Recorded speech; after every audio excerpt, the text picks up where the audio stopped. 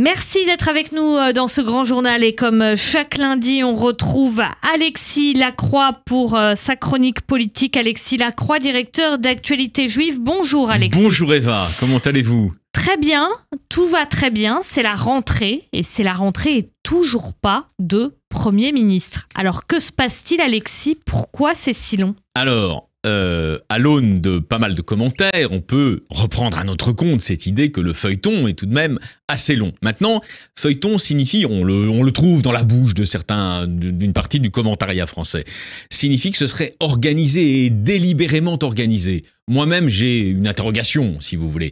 Est-ce qu'il s'agit pour le président de la République de jouer la montre et de faire durer le suspense, un peu comme on fait monter un suspense dans un film.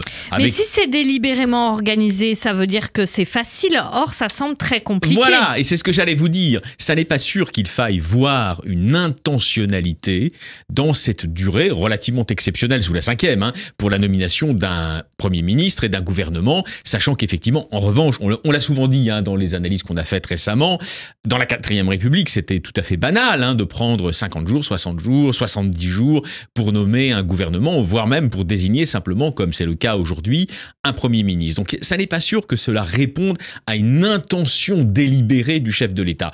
Sauf que là, ce que vous nous expliquez, c'est un peu retour vers le futur. Alors, si vous voulez, mais vous savez, il y a des éléments... Alors, la 5e République est complexe, mais il y a des éléments en elle qui, dans certaines situations, font rejaillir, si vous voulez, une sorte de retour du refoulé de la 4e République. Et là, on est vraisemblablement dans ce moment-là, pour une raison très simple, qu'on peut résumer techniquement, c'est qu'aujourd'hui, c'est l'Assemblée nationale, c'est le Parlement qui, d'une certaine manière, a les clés de la solution. Et donc, là je me fie aux éléments de langage que je ne prends pas au pied de la lettre, mais de l'Élysée, ils veulent trouver un compromis, un Premier ministre, autrement dit, qui ne soit pas révocable, qui ne soit pas, selon les termes qu'on emploie, si vous voulez, constitutionnellement, qui ne soit pas susceptible d'être censuré. Or, manifestement, après vous allez me poser des questions plus détaillées, de tous les profils évoqués, que ce soit le maire de Saint-Ouen, que ce soit le président de la région Hauts-de-France, Xavier Bertrand, ou l'ancien Premier ministre socialiste Bernard Cazeneuve,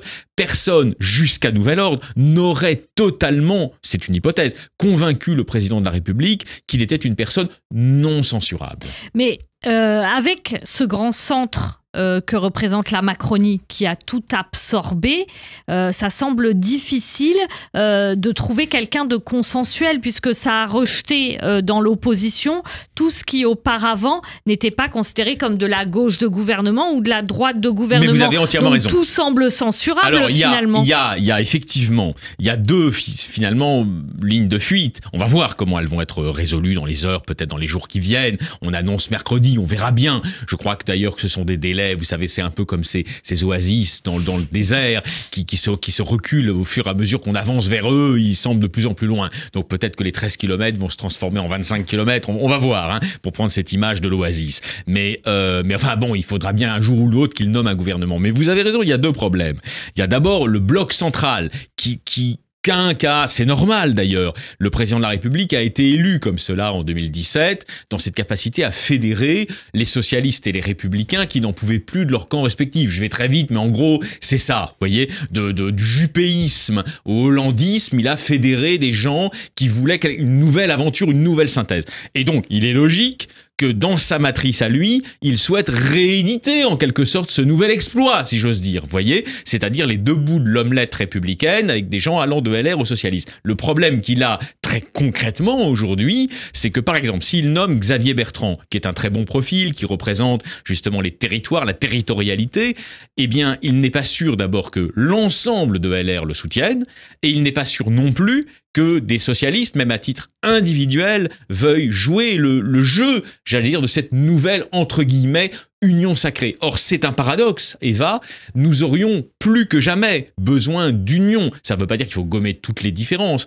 mais de deals politiques qui permettent justement de se mettre d'accord sur une feuille de route cohésive. Mais les injonctions, Alexis, semblent contradictoires, puisqu'à la fois il faudrait de l'union, et en même temps, si les gens ne sont pas contents de la Macronie, Macronie, du gouvernement qu'il y a eu jusqu'à présent. Ça veut dire que ces gens sont obligés presque de voter pour des choses qui semblent un peu radicales. Alors, de voter. Aujourd'hui, on ne vote pas. Hein, oui. Vous voyez, voilà. Mais vous avez raison, il y a deux formations politiques qui ont préempté le vote qu'on appelle populiste, pour faire très vite. Hein. Ça correspond à tout ce qui pivote autour de l'espace trumpiste dans un cas, chavéziste de l'autre, hein, s'il faut mettre des étiquettes. Donc c'est du populisme. Populisme de gauche que Jean-Luc Mélenchon aujourd'hui veut coaguler autour de lui avec des discours de plus en plus radicaux, notamment concernant Israël. Et de l'autre côté, un populisme d'extrême droite, hein, clairement, qui est celui du Rassemblement national, même s'il récuse évidemment l'étiquette d'extrême droite aujourd'hui. Et donc, au milieu, en revanche, il y a tout un espace, alors vous connaissez la particularité de mes analyses, mais elles valent ce qu'elles valent, on peut les contester, mais qui va en gros du cœur du Parti socialiste à des éléments de la droite dure, hein, je mets même Monsieur Ciotti, si vous voulez, dans l'espace en fait de la droite républicaine, qui sont des gens qui... Et pourquoi, tiens, Éric Ciotti Non, mais il y a des éléments identitaires chez lui, vous voyez, mais en réalité, Éric Ciotti, c'est plutôt la frange de droite de LR, voilà, et donc ces gens-là, en fait, sont concernés tous en réalité, hein, du cœur du Parti socialiste à la droite de LR, ils sont tous concernés par le désir de synthèse actuelle du président de la République. Le président de la République... Pourquoi il trouve personne alors ? Alors, justement, c'est parce que nous sommes en France dans une culture politique où, je l'ai répété souvent et je crois que c'est vrai, la synthèse qu'on a appelée le bloc central, hein, au moment de 2017, qui a fonctionné car elle répondait sans doute à une double crise. Aujourd'hui, pourquoi ça fonctionne ? Attendez. D'un côté, le Parti socialiste avec François Hollande était à ce moment-là en perte de vitesse, et de l'autre côté, LR était en train de se casser la figure avec François Fillon. Donc il y avait un espace pour le bloc central. Mais en réalité, si vous faites une analyse un peu plus structurelle, et c'est celle-ci qu'il faut qu'on fasse aujourd'hui, nous l'avons dit très tôt sur Radio J, nous avions raison. En réalité, depuis 2022, qu'est-ce qu'on voit ? On voit le retour du centre-gauche classique et du centre-droit classique. Alors, il n'est pas au pouvoir, ils ne sont ni l'un ni l'autre au pouvoir, mais ils réexistent sociologiquement. C'est évidemment ces deux forces... Attendez, c'est évidemment ces deux forces-là aujourd'hui avec lesquelles le président est obligé de composer son nouveau bloc central. Mais il n'y a plus d'hégémonie du centre macronien. Le centre macronien, aujourd'hui, regardez numériquement, il a fondu. Il ne représente pas tellement plus que le Parti socialiste seul. Il représente à peu près la même chose que le Parti socialiste et les Verts, et il représente un peu plus que LR, mais LR relève la tête. Et donc, ça veut dire très rapidement que le front macronien, finalement, n'est pas plus légitime que LFI. Alors, je me placerai pas tellement en termes de légitimité, mais là, c'est plutôt en termes de faisabilité. Revenons au souci de départ. Emmanuel Macron veut un Premier ministre qui ne soit pas révocable facilement par l'Assemblée. Mais ça suppose de trouver un compromis de gouvernement avec un Parti socialiste qui réexiste, clairement, faut pas se leurrer. Hein, et contrairement à tout ce qu'avaient dit beaucoup d'analystes, il n'a pas disparu de la scène. C'est absurde de penser ça.